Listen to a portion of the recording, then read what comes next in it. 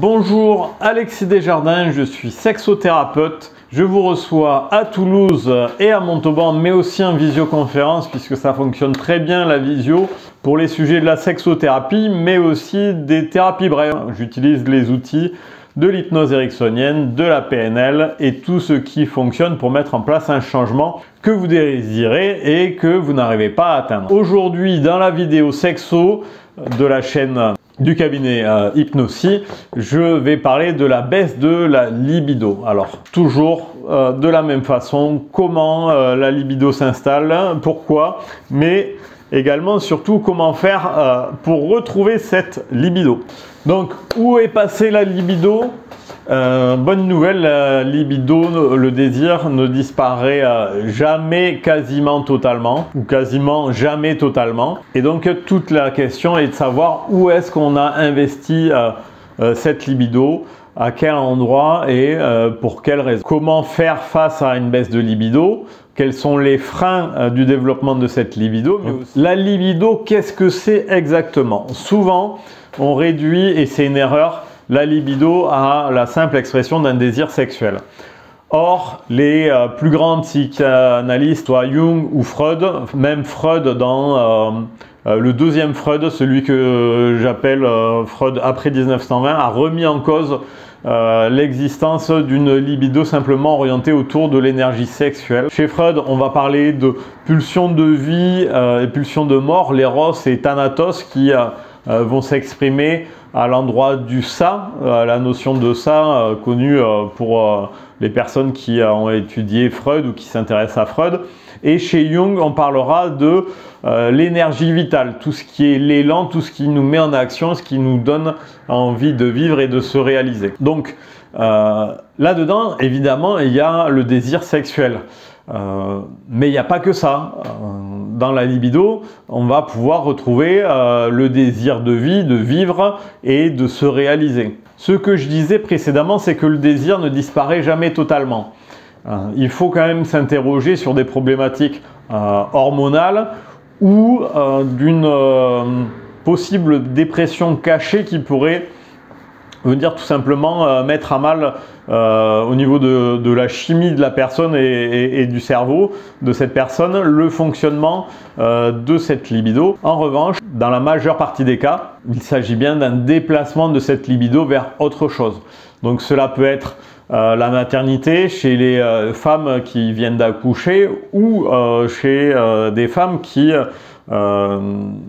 tout simplement restent accrochés à leur réalité de mère et ne réinvestissent pas après l'accouchement, après cette période de sas, de l'arrivée d'un nouvel enfant, ne réinvestissent pas la zone de la femme, de l'épouse, de la compagne, de la partenaire et restent accrochées à ce rôle de mère, de maman, de mère nourricière et dans lequel elles vont se réaliser et investir tout leur désir. Ça peut être également dans la sphère professionnelle. À quel moment je m'investis pleinement, complètement, éperdument dans cette carrière professionnelle et où ça peut être également tout simplement dans le domaine associatif, amical, vous avez compris, partout ailleurs.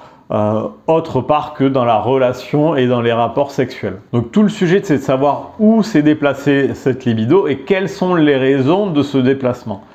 La libido, c'est quelque chose de fragile qui peut être facilement mis à mal et on peut comparer ça à une fleur. Et l'environnement de la fleur, effectivement, la fleur elle a besoin de lumière, de soleil, elle a besoin également d'être dans un climat dans lequel elle ne subit pas d'agression. Et donc, le quotidien, la façon dont est organisé le quotidien va pouvoir influer directement sur l'expression de la libido. On peut parler de charge mentale qui n'est pas partagée, qu'il s'agisse de la charge mentale de la femme, mais on peut tout à fait également comprendre qu'il y a dans certains couples une charge mentale que porte l'homme, ou tout simplement dans les couples homosexuels avec deux femmes ou deux hommes. C'est une répartition inégale de cette charge mentale, de cette organisation du quotidien. Alors, quelles sont les causes de la perte de la libido? Est-ce qu'il s'agit simplement d'une baisse d'envie sexuelle ou est-ce qu'il s'agit d'une baisse d'envie au sens large, complet du terme, et a l'envie de se réaliser ou de faire toute autre chose. On va voir aussi quels sont les bénéfices de cette perte de la libido. À chaque symptôme, il y a toujours un bénéfice secondaire à l'apparition du symptôme. Dans le cas d'un homme qui a des difficultés d'érection, de ne tout simplement pas être confronté à cette peur de perdre son érection.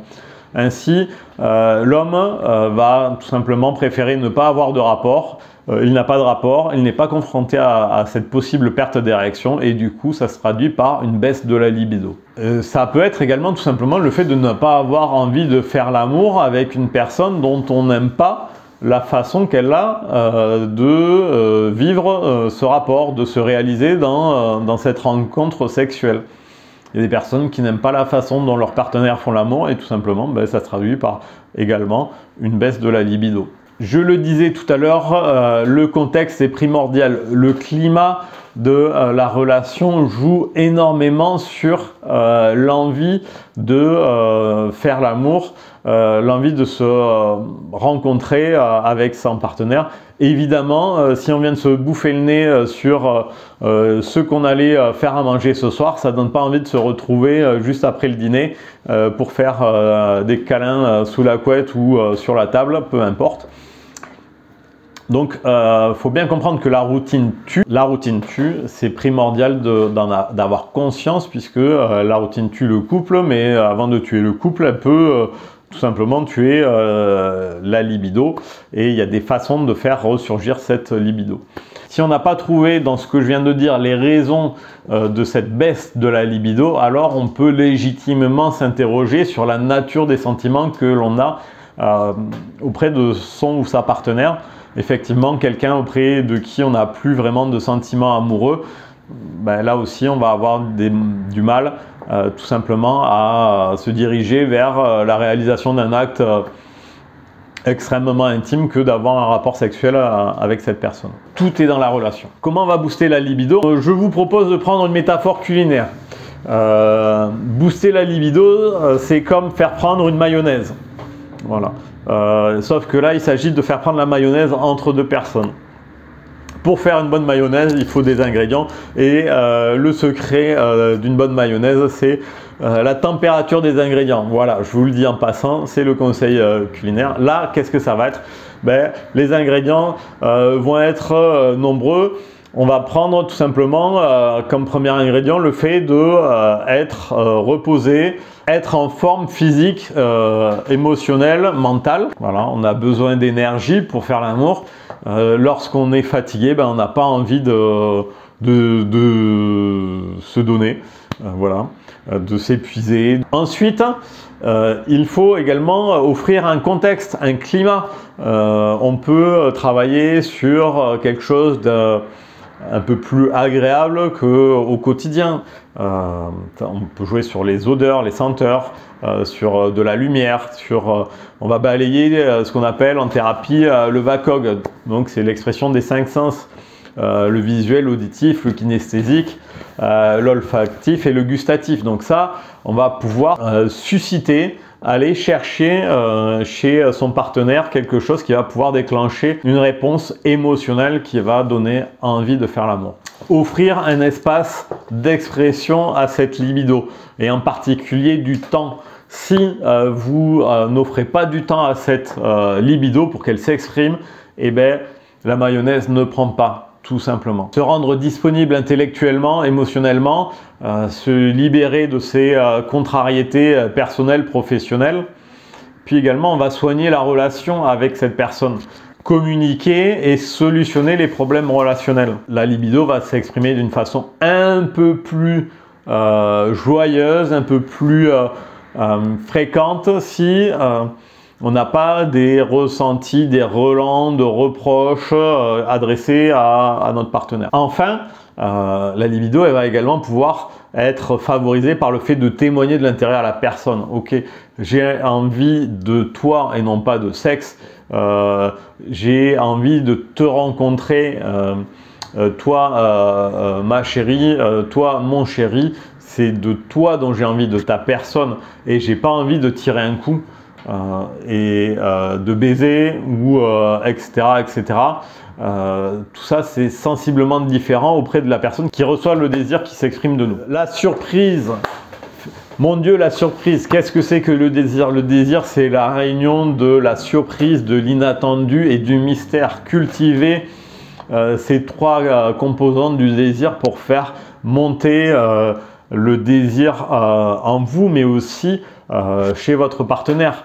Le désir, il se sent, il se dégage, c'est une énergie qui va transpirer au-delà de nous. Donc cultivez ça et vous allez voir que vous aurez de suite des effets directs et immédiats sur votre libido. Enfin, vous pouvez développer la sensorialité. Et peu importe la façon dont vous avez de vous y prendre, ça peut être des massages, du toucher. Et puis si vous avez envie, vous pouvez également expérimenter une découverte du tantra, spécifiquement du néo-tantra, puisque en France on ne pratique pas de tantra, mais le néo-tantra qui va vous permettre de favoriser l'énergie sexuelle et de la transmuter, de la transformer en une énergie spirituelle que vous allez placer dans le cœur. Et tout ça se fait autour d'une découverte des sens, de la sensorialité du corps. Et si le tantra n'est pas une thérapie en tant que telle, la pratique du tantra ou du néo-tantra peut avoir des effets thérapeutiques. Enfin, lorsque le besoin s'en fait sentir, vous pouvez consulter un sexologue, un sexothérapeute ou un thérapeute de couple pour faire un travail de couple ou individuel entre chacun des membres du couple. Le travail peut être fait en hypnose, en programmation neurolinguistique, en art-thérapie, tout simplement un travail de systémie familiale, relationnelle, dans le but de mettre en place du mouvement, un changement.